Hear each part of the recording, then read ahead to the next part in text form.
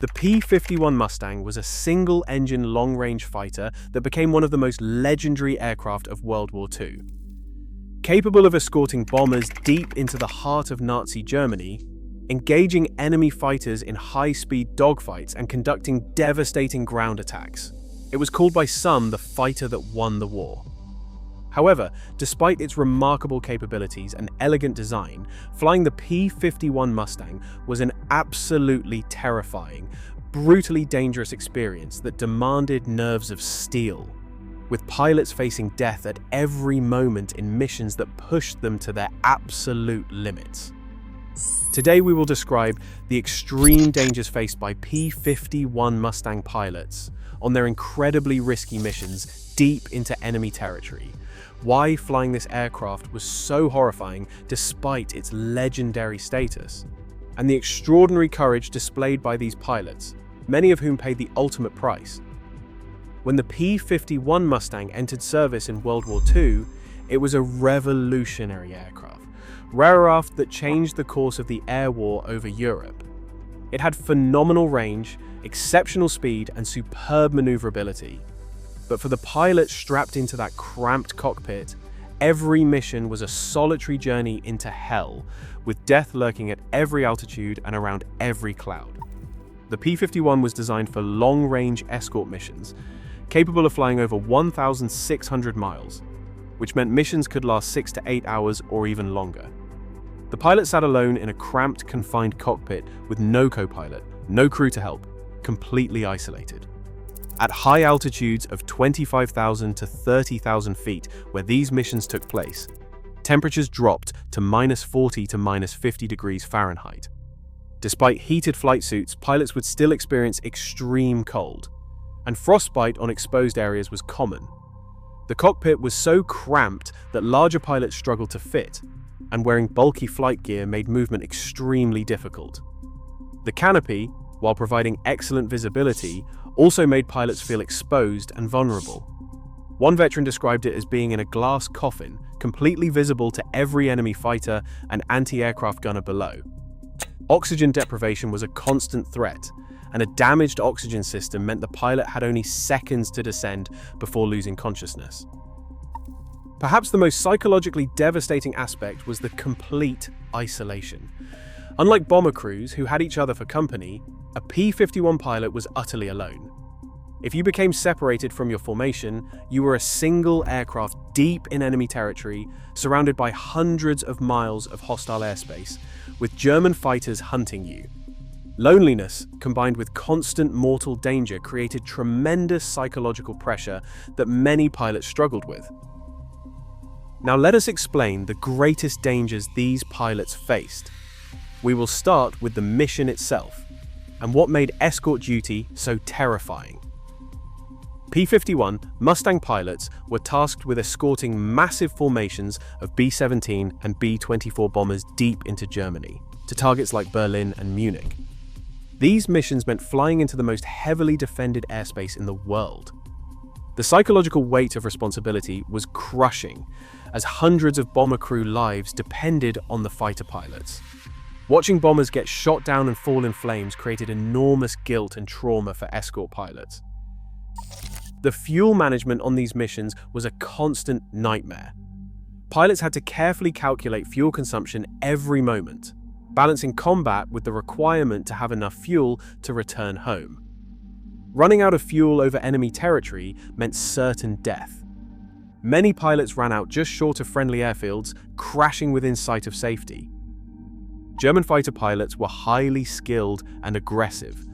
Luftwaffe fighters like the Messerschmitt Bf 109 and the Focke-Wulf 190 would attack in coordinated formations, trying to separate individual P-51s and overwhelm them with numbers. The Messerschmitt Me 262 jet fighter, which appeared late in the war, was even more terrifying, with speeds the P-51 could not match. Dogfighting in a P-51 was brutal and terrifying. Combat happened at speeds exceeding 400 miles per hour, with aircraft twisting and diving in violent maneuvers. Pilots could experience up to 6 or 7 G-forces during combat, which caused blood to drain from the head. producing grayouts or full blackouts when they lost vision and sometimes consciousness. Blacking out during a dogfight meant death. The violence of aerial combat was horrific. Cannon shells and machine gun bullets would rip through aircraft in seconds. Pilots witnessed enemy fighters exploding, seeing other pilots burn to death in their cockpits. The split-second nature of air combat meant you could be alive one moment and dead the next. The P-51's liquid-cooled engine was both a strength and a terrifying vulnerability. The Rolls-Royce Merlin engine used a glycol-based coolant system. A single bullet that punctured the coolant system meant the engine would overheat and seize within minutes or catch fire. Many pilots found themselves trailing white coolant vapor, knowing they had moments to decide whether to bail out or try to glide to friendly lines. Engine fires were absolutely terrifying. The engine sat directly in front of the cockpit, and if it caught fire, flames would stream back over the canopy. The cockpit would fill with smoke, making it impossible to see or breathe. Pilots had to make a split-second decision to bail out or to try to extinguish the fire. Hesitating even seconds could mean being burned alive. Bailing out of a P-51 at high speed was itself incredibly dangerous. The pilot had to jettison the canopy and throw himself out while the aircraft was potentially spinning, burning, or diving at hundreds of miles per hour. The slipstream could smash a pilot against the tail, breaking bones or knocking them unconscious. Many pilots were killed attempting to bail out. Beyond aerial combat, one of the most dangerous missions P-51 pilots flew was ground attack strafing runs. After escorting bombers, if they had fuel and ammunition remaining, P-51s would drop to treetop level and attack ground targets. This was extraordinarily dangerous.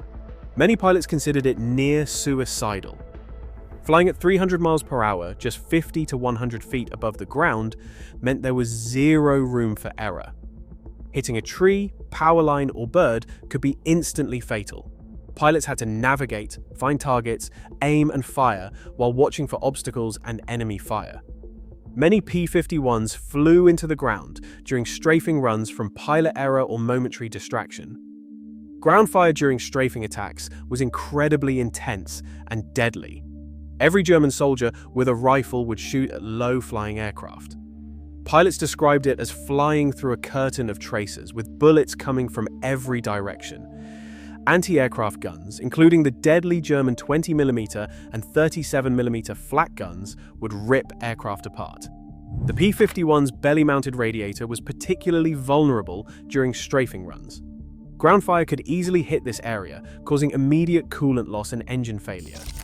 With no altitude to glide, pilots who were hit often had no chance to survive, and they flew directly into the ground at full speed. Pilots who were hit and forced down over enemy territory faced their own set of horrors. Parachuting down, they were completely exposed. There are documented cases of German civilians and soldiers shooting at pilots while they were in their parachutes. Upon landing, pilots could be captured by military forces and become prisoners of war, or worse, captured by angry civilians who might beat or kill them in revenge for bombing raids.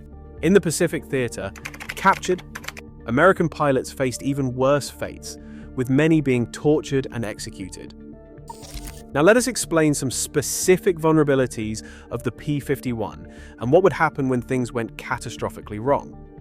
The P-51's fuel tanks were located directly behind the pilot. If these tanks were hit and ignited, the pilot would be engulfed in flames with almost no chance of escape. Pilots were often burned beyond recognition within seconds. This vulnerability terrified pilots, knowing one unlucky hit could turn their cockpit into a crematorium. The aircraft's high performance also created dangers. The P-51 could reach speeds exceeding 500 miles per hour in dives, approaching the sound barrier. At these extreme speeds, the aircraft could experience control issues and structural stress, making it difficult or impossible to pull out of the dive. Some pilots literally could not pull up and dove straight into the ground. The statistics tell the grim story. P-51 pilots faced mortality rates similar to bomber crews. Approximately 2,500 P-51 Mustangs were lost during the war, and thousands of pilots were killed, captured, or went missing. The odds of completing a full tour of missions were not in your favor, and every pilot knew friends who did not come back. Despite all these terrifying dangers, P-51 Mustang pilots climbed into their cramped cockpits, mission after mission, knowing the odds. They flew alone into the most dangerous airspace in history, engaged in brutal dogfights at lethal speeds, and dove down to strafe enemy positions with tracers flying past their canopy. The courage and sacrifice of these pilots was extraordinary, and many paid the ultimate price so that others might live and the war could be won. The P-51 Mustang may be remembered as a beautiful, elegant fighter that changed the course of the war, but for the young men who flew them, often barely in their 20s, it was a terrifying machine that demanded everything they had and more, with death waiting at every altitude.